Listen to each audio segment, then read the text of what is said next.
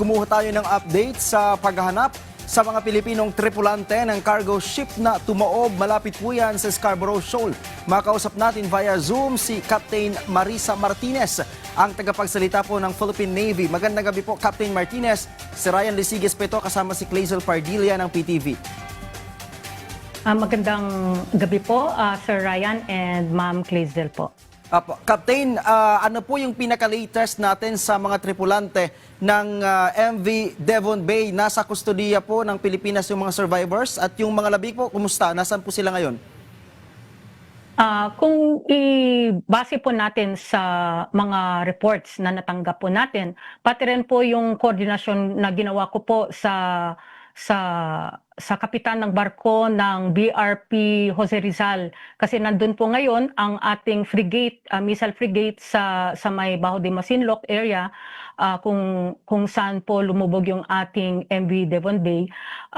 So according po doon sa nakausap ko na skipper, si Captain Robles, nagsasagawa po ng koordinasyon ngayon po ng ang Coast Guard, o nagsagawa po ng koordinasyon po ang Coast Guard, pati rin po ang Chinese Coast Guard tungkol po doon sa paglipat po ng mga tripulante na nakuha po yung 15 plus pati rin yung dalawa po na labi ng nasawi po. Opo. Ma'am, sorry po, 15 po. Ito po ba yung ligtas? Ilan po yung nasawi? Can you clarify? Go ahead po. Okay. According po sa reports, dahil po base po ito sa mga reports na natanggap po through sa Hong Kong Maritime Rescue Coordination Center. So binavalidate pa po natin not only, most especially yung Coast Guard, Philippine Coast Guard, dahil ito po yung mandato po nila. So based dun po sa koordinasyon ko po sa skipper o yung CO po ng BRP Jose Rizal, na-mention niya po na meron pong usapan ngayon po ang Coast Guard, pati rin yung Chinese Coast Guard tungkol po sa paglipat po ng mga tripulante po sa Philippine Coast Guard. So yung Coast Guard po ang magre-report po ukol dito po. And this includes also po yung labi ng dalawang nasawi po. Opo. Captain, ano po yung nagpapahirap sa isinasagawang ano tawag dito, rescue operations pa po ba ito o dyan po sa operasyon na yan, Captain? Okay. Makikita po natin na malakas po ang agos ng kuryente, pati rin po mataas po ang height ng alon. So with this, mahirap po ang kondisyon ngayon po ng mga barko na nandun ngayon na nagkakandak po ng continuous search and rescue operations. So ito yung mga isa sa mga challenges po. And besides that, napakalaki ang area of yung gumawa nga po sila ng search pattern at napakalik po yung area po sa pagkandak ng search and rescue operations. Kung since na-mention ko po na malakas po ang agos ng kuryente, we could remember that nasa northwest po ng Bajo de Masinloc yung mga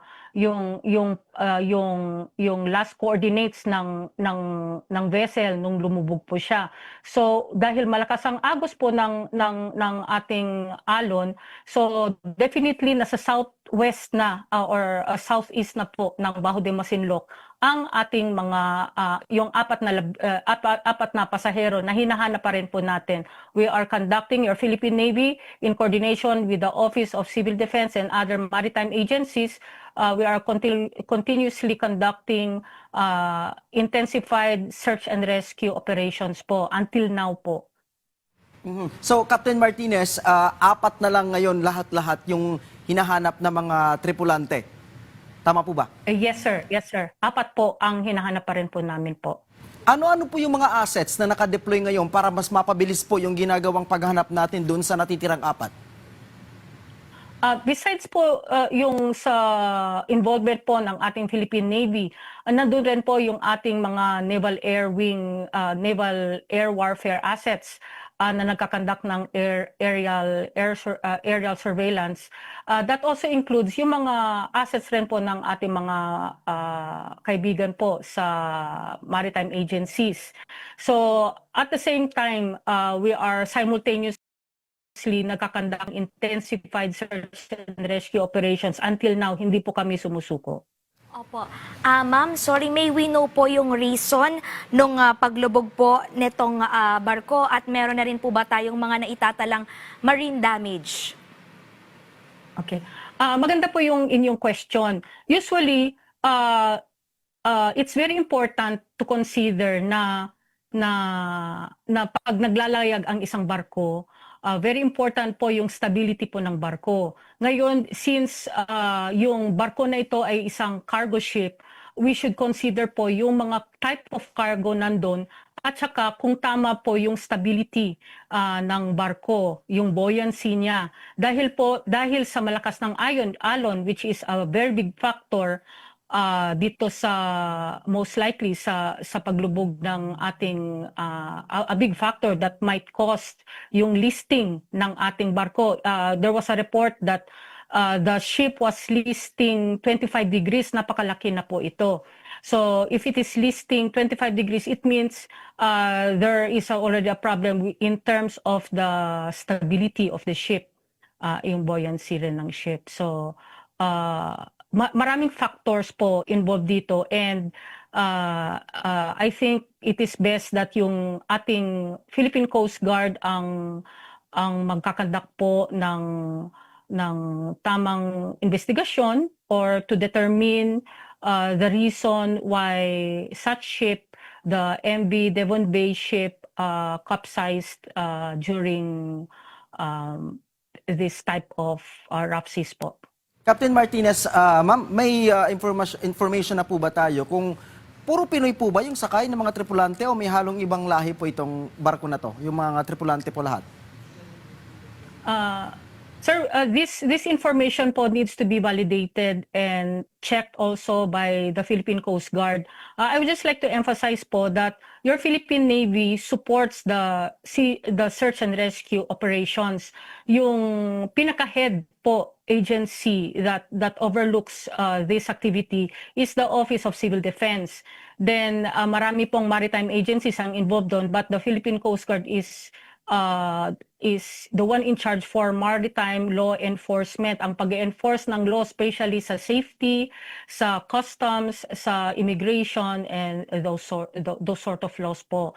Ang Navy naman po nakatuon po sa protection ng ating soberenya, but it does not prevent us from supporting and the conduct of intensified search and rescue operations, especially when we are called to render service. We are always there po. Captain Martinez, ma'am, may timeline po ba tayo as to when, hanggang kailan magtatagal itong gagawin nating search and rescue dyan sa bahaging yan? As of now, we will always continue to conduct intensified search and rescue sa area po. Hindi po susuko ang inyong Navy. Wala pa rin po tayong timeline, and it depends on the Office of Civil Defense. We are here to support the Office of Civil Defense, who is the lead agency sa mga ganitong mga insidente po. Right. Captain Martinez, ma'am, baka may karagdagang mensahe po kayong naisip abot sa ating mga kababayan. Go ahead po. Ay, opo.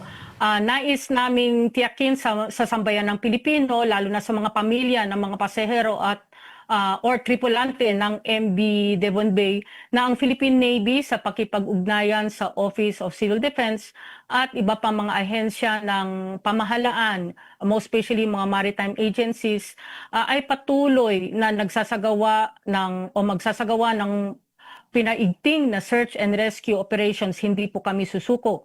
Our heartfelt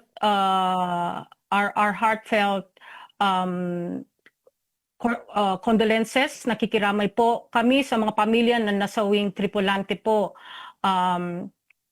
So bagamat ang Philippine Navy ay patuloy na nagsasagawa po, Sir and Ma'am, ng naval at sovereignty patrols sa iba't ibang bahagi ng ating archipelago, buong pagtitiyak naming itinataya at inilalaan ang aming mga naval assets sa ganitong mga search and rescue operations and retrieval operations po. So yun po, your Navy is always there. Alright, maraming salamat po, Captain Marisa Martinez, ang tagapagsalita ng Philippine Navy. Magandang gabi po. Magandang gabi din po, Sir Ryan and Ma'am Fidel.